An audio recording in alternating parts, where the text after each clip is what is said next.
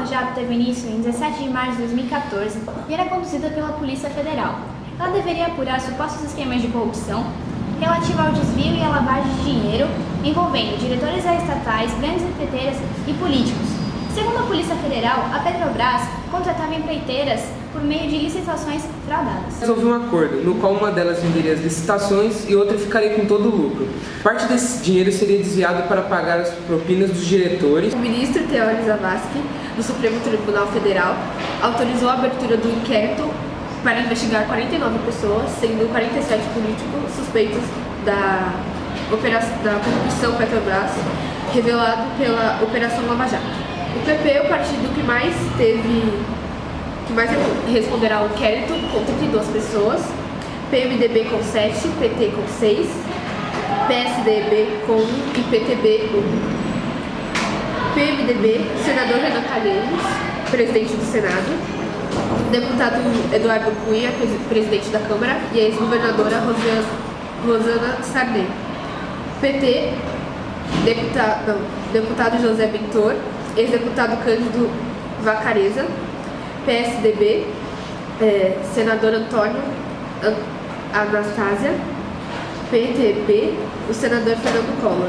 E os operadores do sistema foram João Vacari Neto, tesoureiro do PT, e Fernando Soares e Fernando Baiano. No dia 28 de janeiro desse ano, a Petrobras divulgou os valores relacionados à balança comercial do terceiro trimestre do ano passado, registrando queda no lucro líquido para 3 bilhões e 800 milhões de reais. Os resultados, na verdade, deveriam ter sido divulgados em novembro do ano passado, mas devido às denúncias de corrupção envolvendo todos os políticos, o auditor PricewaterhouseCoopers decidiu adiar o registro.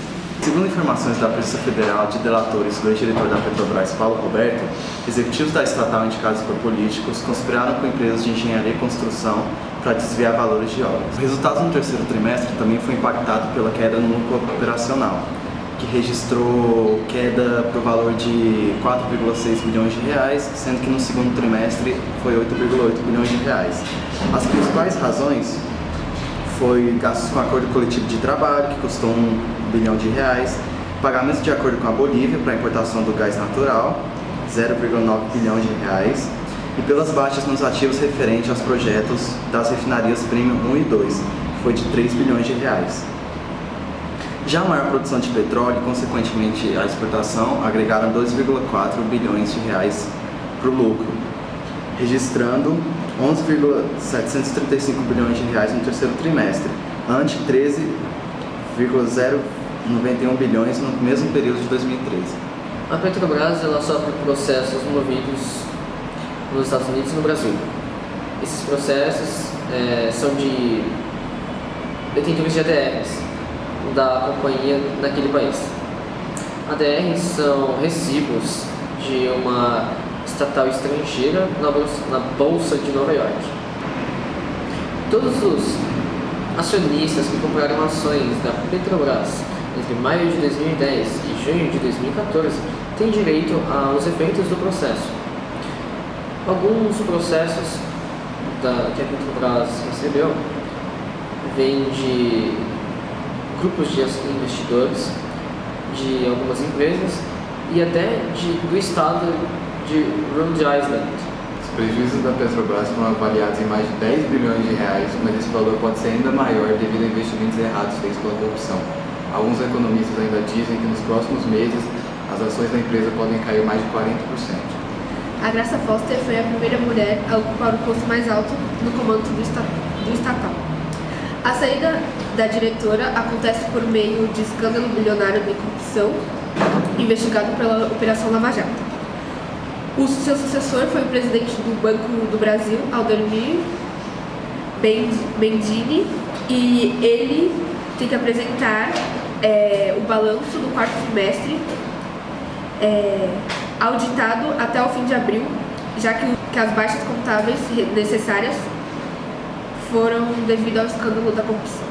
Os investimentos na área educacional estão cada vez mais em risco, devido aos desvios financeiros que criaram uma série de endividamentos, fazendo com que o governo recorra a empréstimos cada vez maiores para manter a exploração.